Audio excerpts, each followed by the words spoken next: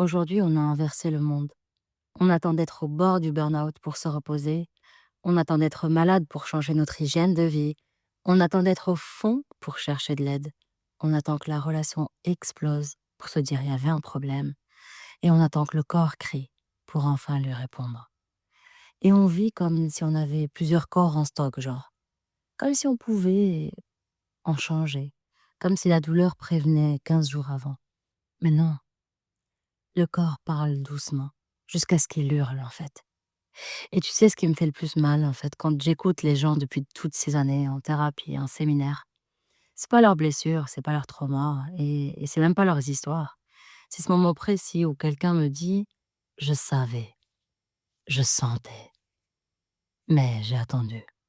Attendu que la douleur devienne insupportable, attendu que le corps dise stop, attendu que le mental explose, attendu que la relation s'effondre, attendu que la fatigue devienne chronique, attendu que l'âme s'assèche.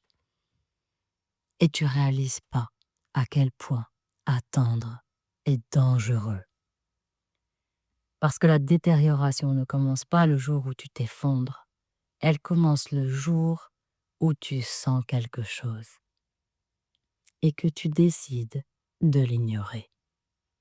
Le prophète alayhi salam a dit: le croyant n'est pas mordu 2 fois par le même trou.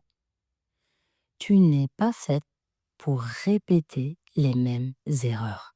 Tu es faite pour apprendre à te préserver. Et Allah subhanahu wa ta'ala a dit dans Surat al-Baqarah, donc Surat 2, verset 195, ne vous jetez pas vous-même dans la destruction. Et parfois, la destruction, c'est pas une bombe, c'est pas une épreuve, c'est pas un choc, c'est l'attente. Laisse-moi te ramener à quelque chose que tu as peut-être oublié. Ton corps est une amana, un dépôt divin, un trésor. Et Allah t'a confié un corps comme on confie un enfant, comme on confie un secret. Et ton corps, tes pas, ton repos, ton ventre, tes reins, ton système nerveux, tout ça t'a été donné pour en prendre soin, pas pour attendre qu'il casse. Et tu te souviens quand le prophète alayhi salam posait sa main sur la poitrine d'un compagnon inquiet et disait: Ya Allah, descends la sérénité dans son cœur, Ya Allah. Et il n'attendait pas au fait que la personne aille mal. Il prenait soin tout de suite, dès les premiers signes, dès la première contraction. Et quand une femme venait lui dire qu'elle était fatiguée, il ne lui répondait pas: c'est rien, sois forte. Non. Il lui disait: facilitez-vous, facilitez-vous, facilite en fait. On est dans la religion de Rahman Rahim, le clément, le miséricordieux. La religion de la facilité, facilite. Entre deux choix, tu prendras toujours le plus simple, le plus doux, le plus soft quand tu as deux choix. Et prendre soin, c'est sunna en fait. Prendre soin, oui, c'est sunna. En médecine traditionnelle chinoise, on ne parle pas de thérapie de crise, on parle de prévention, de soins réguliers, de nettoyage doux. Parce que pour eux, le corps est un jardin, pas une machine. Et dans ce jardin, chaque organe garde une émotion. Le foie garde la colère et les frustrations, les reins gardent la peur, la rate garde la rumination et la cogitation, les poumons gardent la tristesse et les séparations, et le cœur garde les excès d'excitation et les traumas affectifs. Alors imagine une seconde ce qui se passe si tu n'entretiens rien, si tu attends.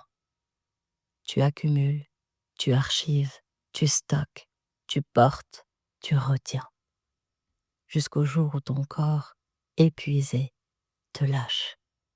Et tu dis: je comprends pas, tout allait bien. Mais non, tout n'allait plus bien, tu n'écoutais plus. C'est ça le problème, tu n'écoutais plus. Et laisse-moi te dire quelque chose que j'ai observé dans plusieurs pays asiatiques ça m'a bouleversée en fait. Les gens vont à l'hôpital chaque semaine. Pas parce qu'ils sont malades, hein. Ils y vont pour entretenir leur méridien. Ils vont libérer les petites tensions, désengorger la tristesse, faire descendre la colère, détendre les reins de la peur, stimuler la digestion des émotions. Ils s'allongent. Le praticien, il masse 2 points de pression, hop hop, et tu vois les épaules descendre, la respiration s'ouvrir, les yeux s'adoucir. Sans un mot, hein, sans raconter leur vie, sans expliquer leur enfance, sans analyser, walou, rien.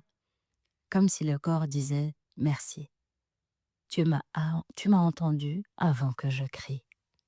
Et tu vois ce soin, ce rituel, cette douceur régulière, c'est ce qui protège, c'est ce qui stabilise, c'est ce qui préserve.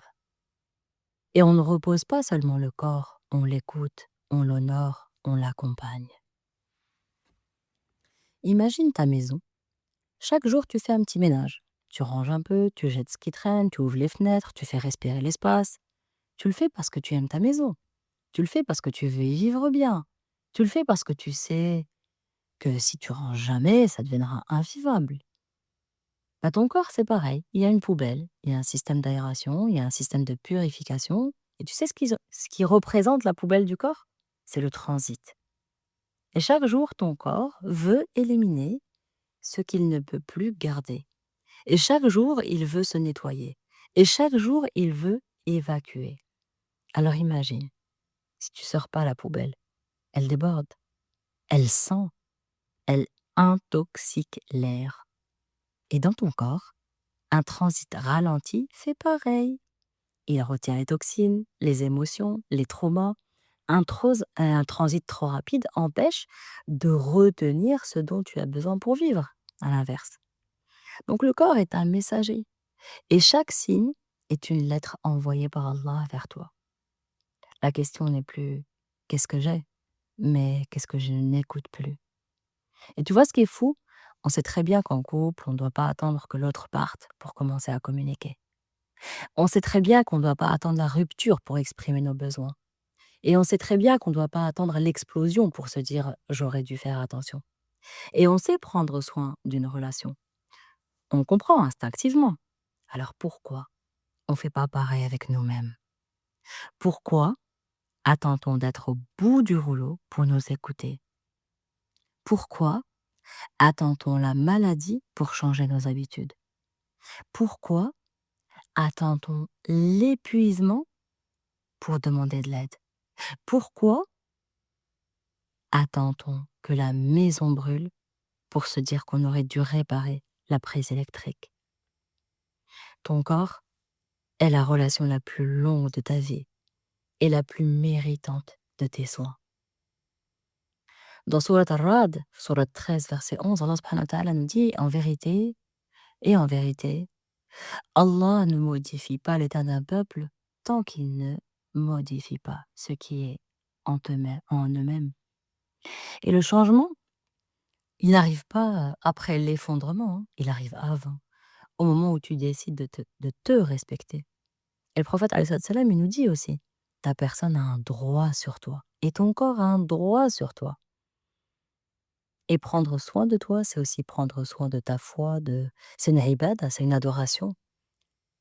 C'est prendre soin de ta présence dans ce salat, dans la prière, de ta sakina, de ta paix, de ta sérénité. Parce qu'un cœur épuisé prie sans être là. Et parce qu'un corps fatigué adore sans goûter. Et parce qu'une âme encombrée, elle n'entend plus en fait. Ya Rab, Ya Allah, aide-nous à honorer ce dépôt que tu nous as confié. Ya Rab, aide-nous à honorer ce corps que tu nous as confié pour t'adorer, pour apprécier, Ya Rab. Alors j'ai 2 conseils, pratiques, simples à mettre en application. Je te les offre et je te confie à Allah subhanahu wa ta'ala ton corps et le soin d'en prendre soin. À partir de maintenant, j'ai envie que tu fasses l'expérience. Fais juste l'expérience, hein, ne le fais surtout pas toute ta vie. Fais juste l'expérience 1 semaine, yallah. 3 jours, vas-y. Bois de l'eau chaude, à jeun, chaque matin. Tu fais bouillir dans la bouilloire, tu réchauffes dans une casserole. Et tu bois de l'eau chaude. Alors attention, tu te brûles pas, hein.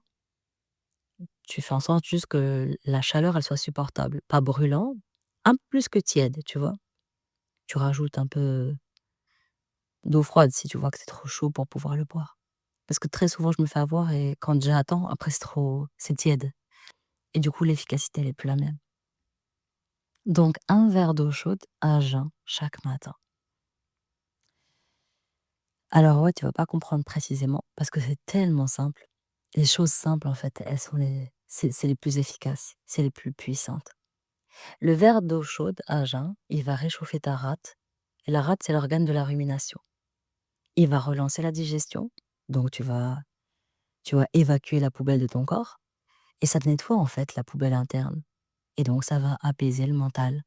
Et donc ta rate fonctionnera beaucoup mieux, donc tu rumineras moins puisque la rate est l'organe de la rumination. Cogitation mentale non-stop. Ça c'est conseil numéro 1, boire de l'eau chaude à jeun tous les matins. Fais ça juste une semaine, hein. Fais surtout pas toute ta vie, juste une semaine. Et pendant la Ramadan, de l'eau chaude à jeun. Le matin au suhour, si tu peux faire ça à l'iftar, c'est top aussi. Alors oui, j'entends déjà, mais le prophète alayhi salatu wassalam, il avait recommandé du sucre, des dattes. Oui, parce qu'effectivement, les dattes, c'est un sucre. Oui, j'ai pas dit de pas prendre de dattes, hein. J'ai juste dit, romps le jeûne avec l'eau.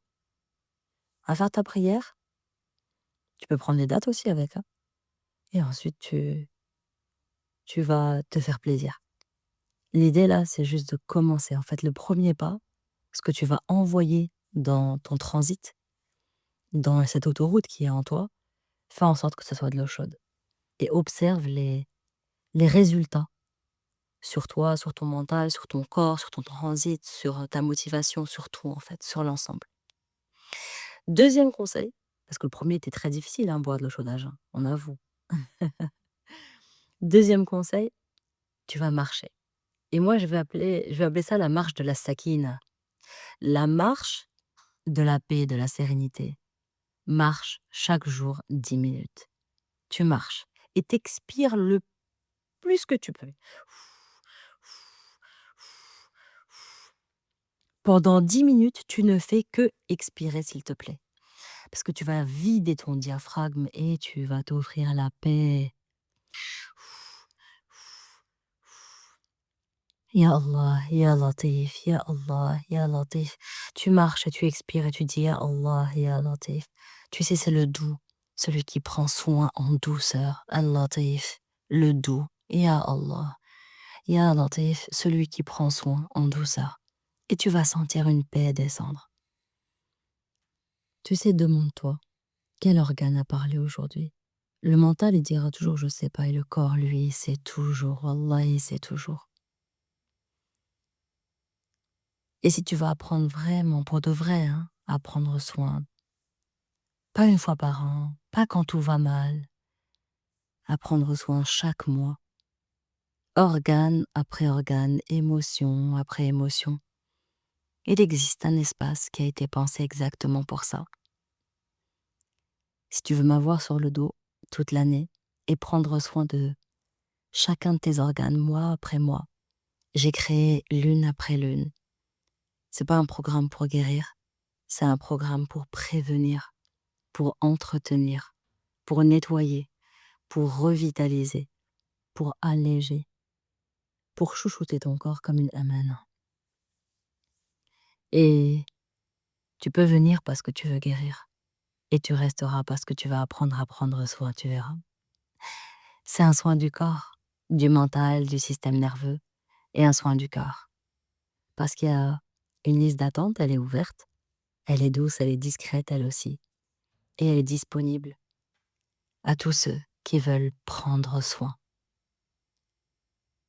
Ya Rab, Ya Allah, toi qui guéris sans douleur, qui apaise le cœur, qui écoute, guide-le vers la douceur.